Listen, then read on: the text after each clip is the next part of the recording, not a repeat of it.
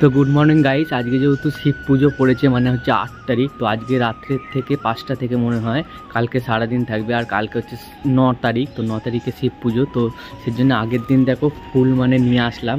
ছোটোবেলায় তো ফুল চুরি করেছি, তো আবার এতদিন পর বিয়ের পর ফুল চুরি করলাম। আর এখানে দেখো কত মানে ফুল রয়েছে। তো এইগুলোই হচ্ছে আমরা মালা গেঁথে ঠাকুরকে দেব।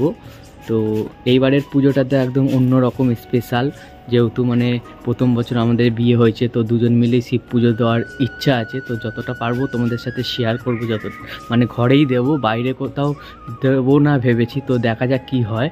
তো হচ্ছে মহালয়ের দিনই করতাম, বন্ধুরা মিলে যেতাম। আর আজকে হচ্ছে বিয়ের পর দেখো কত আকন্দ চুরি করেছি, জানি না কে কী বলবে, ঠিক আছে। তো আজকে যেহেতু শিব পুজো 8 তারিখ, আজকেও কিছুটা দেবো মালা, আর কালকে জল ফল ঢালবে বউ শিব মানে শিব ঠাকুরকে। তো সেটাও দেখাবো তোমাদের সাথে, দেখতে থাকো। সকালবেলা তো ফুল চুরি করে আনলাম, খুব মজা হয়েছে, কিন্তু ও জানতো না, আমাকে বলেনি, আমি ঘুমাচ্ছি। তো ঘুমাচ্ছিল, তো ভাবলাম ছোটবেলার মতন একটু ফুল চুরি করে আনি, আর সেই ফুল দিয়ে ও পুজো দেবে, তাই তো। আমার শিব তো, আমার তো শিব, ওই জন্য সের জন্য হচ্ছে খুব মজা হলো, তোমাদের সাথে শেয়ার করলাম। আর এখন যাচ্ছি আমরা কোথায় একটু পরে বলছি। তার 1 বছর হয়ে গেল, 100 বছর যেন একসাথে থাকতে পারি, যদি বেঁচে থাকি। তো গাইস, কিভাবে যেন ঝগড়া করতে করতে দুজনের মানে একসাথে চলে গেল, হিংসা করতে করতে 1 বছর। তো কিছুই বুঝতে পারলাম না, মনে হচ্ছে এই সেদিনকে বিয়ে হয়েছিল। তো এখন আমাদের বাড়িতে জলের নিমন্ত্রণ করতে গেছিল। তো আগের বছরে এই টাইমটায় হ্যাঁ জল নিমন্ত্রণ করতে গেছিল, এই টাইমটাতেই। হ্যাঁ ওই 6টা 6:30টার দিকে, এখন তো 5:45 বাজে। তো গাইস, সত্যি কথা বলতে সবাইকে মিস করছি। তো ওর পিসিরা, তারপরে হচ্ছে আমার মামার মেয়েরা, মামারা সবাই ভালোবেসেছে, সবাই টাইম মতো এসেওছে, অনেকটা গুছিয়ে তো সকলকে মিস করছি। আর গাইস, ছোটখাটো হলেও অনুষ্ঠান করার ইচ্ছা ছিল, কিন্তু অনেক কারণে করতে পারছি না। তো 9 তারিখ অ্যানিভার্সারির দিন শিব পুজো পড়েছে যেহেতু, তো অনেকে হচ্ছে নিরামিষ খায়, অনেকে আসবে না। তো সেই কারণে প্লাস হচ্ছে আমার মানে হচ্ছে মামার মেয়ের হাজবেন্ড একটুখানি হসপিটালে ভর্তি আছে, তো সের জন্য মনটা খারাপ। তো সের জন্য অনেক কারণেই মানে অনুষ্ঠানটা করব না। খালি হচ্ছে দেখো আমার দিদি বাড়ি এবং শ্বশুর বাড়ি আর মা বাবা আমাদের থাকবে। তো এই কজন মিলেই হচ্ছে ছোটোখাটো করে বলতে, কালকে তো নিরামিষ, তাই হচ্ছে লুচি আর নিরামিষ যেইগুলো হয় তো সেইগুলোই, পনির যা হোক হবে। তোর এই 1 বছরে কি আমার ভালো লাগলো মানে তোর, আমি তো 12 বছর আগে থেকেই তো চিনি, সেই মানুষটাকে আর কি ভালো লাগবে নতুন করে পাওয়া আর কি, মানে একসাথে সময় কাটানো, ঠিক আছে, এক জায়গায় বসে খাওয়া, তারপরে একটা আলমারির মধ্যে ওর একটা জায়গা আমার একটা জায়গা, মানে এরকম একটা ভাগাভাগি ব্যাপারটা, মানে দেখা করতে যেতে হবে, SMS করতে হবে, ওরকম কোনো ব্যাপার নেই, ঠিক আছে। মানে সামনাসামনি ঝগড়া হচ্ছে, সামনাসামনি আবার মিলমিশ হচ্ছে, এরকম একটা ব্যাপার। তো গাইস, 1 বছর এইভাবেই কেটে গেছে। ভিডিও বানিয়েছি, ভিডিওতেও অনেক ভালোবাসা পেয়েছি, নতুনত্ব মেকআপেও কাজ করছি, তো এইভাবেই কেটে যাচ্ছে।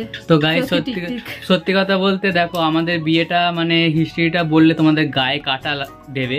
কারণ হচ্ছে দেখো, কারণ হচ্ছে না আজকেই বলবো, কারণ হচ্ছে দেখো 12 বছরের ভালোবাসা, তারপরে আমাদের মানে বিয়ে হয়েছে। তো বিয়েতে দেখো আমাদের পুরো প্রত্যেক কটা ভগবান, ঠাকুর, ঈশ্বর, আল্লাহ যাই বলো না কেন, ঠিক আছে, পুরো আমাদের চারিদিক দিয়ে ঘিরে রেখেছিল যেন কোনো বাধা বিপত্তি না আসে।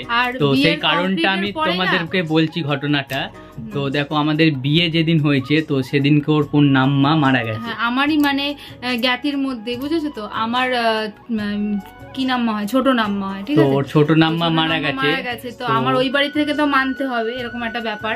তো মানে বিয়েটা হয়েছে সেই মুহূর্তে আমাদের কোনো খবর হয়নি, ঠিক আছে। মানে বাবার ফোনে অজস্র ফোন আসছে, সবাইকে ফোনে জানানো হচ্ছে, কেউই ফোন ধরে। যখন বিয়ে হলো 9 তারিখে আগের বছর, তো তখন হচ্ছে ওর নাম্মা একটা মারা গেছে, ওদের রক্ত সম্পর্ক। তো যদি ওরা জানতে পারতো তো আমাদের বিয়েটা বন্ধ হয়ে যেত। কিন্তু অনেকবার ওর বাবাকে কল করেছে, কিন্তু ওর বাবা ফোনটা দেখতে পায়নি, মানে কল এসছে যে দেখেনি। তারপর আমাদের বিয়ে হয়ে যাওয়ার পর আমরা যখন আসি পরের দিনকে, তারপরে ওর বাবা ফোনটা অ্যাটেন্ড করেছে, তারপরে জানতে পেরেছে যে নাম্মা মারা গেছে। তারপরে আমরা 1 মাস পর অষ্টমঙ্গলায় গেছি, কারণ হচ্ছে 1 মাস মতন ঠাকুরমশাই বলেছিল, ঠাকুরমশাই বলেছিল মানতে 1 মাস, তারপরে হচ্ছে যেতে পারবে। তো আমাদের অষ্টমঙ্গলা 8 দিনে হয়নি। তো এইভাবেই মানে প্রতিটা ঠাকুর মনে হচ্ছিল যে গার্ড দিয়ে আমাদেরকে বিয়েটা সম্পূর্ণ করেছিল। তো সেরকমই দেখো আরও একটা এই বছরও মিরাক্কেল হয়ে গেল। কারণ হচ্ছে দেখো গত বছর আমাদের হয়েছিল হোলির পরের দিন বিয়ে, 2023-এর ক্যালেন্ডার দেখে নিও আমরা যদি মিথ্যা কথা বলে থাকি। তো হোলির দিন 8 তারিখ হোলি ছিল, 9 তারিখে আমাদের বিয়ে ছিল, ঠিক আছে। তো এই বছর দেখো 9 তারিখে হচ্ছে শিবরাত্রি, তাই আবার 8 তারিখ থেকে স্টার্ট, মানে 2 দিন পড়েছে। তো হচ্ছে সেজন্যই বলছি দেখো শিব পার্বতীর জড়ি আমরা বাবা টুরুলা, ঠিক আছে। তো গাইস এমনিতেও আমাদের কিরকম বলতো, মানে আমাদের ভালোবাসা ঠিক মানে বলে বোঝাতে পারবো না কেমন, ঠিক আছে। মানে কেউ কারোর উপর বেশিক্ষণ রাগ করে থাকতে পারি না। এই একটু আগে ফাটাফাটি ঝগড়াঝাটি হয়ে গেল, ঠিক আছে, তারপরে আবার 1-1.5 ঘন্টার মধ্যে আর ভাল লাগছে না, কথা না বললে হবে না। আমিও যদি ঝগড়া করি মনে হয় না কথা বলি, সেদে সেদে আবার এও ঝগড়া করলে ওরকম, ঠিক আছে, মানে ওরকম ভাবেই কাটতে থাকছে। তো ভালো আছি আমরা। আমরা ভাবিনি যে শিব পুজো মানে আমাদের অ্যানিভার্সারি দিন করবে, কিন্তু হ্যাঁ গাইস একটা কথা সত্যি, শিব পার্বতীর একটা মিলনের একটা শুভ একটা পুজোর দিনে একটা অ্যানিভার্সারি পড়েছে, সত্যি এটা ভাগ্যের ব্যাপার। প্রতি বছর হয়তো পড়বে না, কিন্তু যাই হোক মার্চ মাসে এই পুজোগুলোর মধ্যেই হয়, কিন্তু দিনের দিন পড়াটা এটা হচ্ছে খুব চাপের ব্যাপার। যাই হোক আমাদের অ্যানিভার্সারির দিনই আমরা নিজেরা মনে করি খুব লাকি। হয়তো আমরা নিরামিষ খাবো, হয়তো অনেক কাউকে বলতে পারছি না কারণ সবাই অ্যাটেন্ড করতে পারবে না, দরকার নেই পরে বলবো। হ্যাঁ, আর আমি নিজেও কিছু খাবো না, কারণ হচ্ছে আমি বরের জন্য উপোসটা করছি। প্রথম কথা আগে বিয়ের আগেও করতাম ওর জন্যই, ওকে পাওয়ার জন্য, তো এটা ভগবান পাইয়ে দিয়েছে। তারপরে হচ্ছে ওর জন্যই এবছর কেন প্রতি বছর ওর জন্যই করব।